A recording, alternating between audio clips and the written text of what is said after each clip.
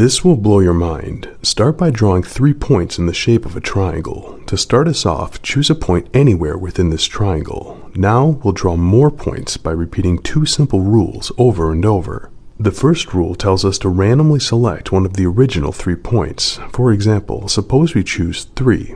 The second rule tells us to move halfway from the point we just drew toward the selected point and draw another point. Now, we repeat the 2 rules from the point we just drew. Randomly select one of the original 3 points. Suppose we choose 1 this time. Move halfway from the point we just drew toward point number 1 and draw another point. Now we'll repeat once again. After each new point, we'll randomly select one of the original 3 points, move halfway toward it, and draw another point.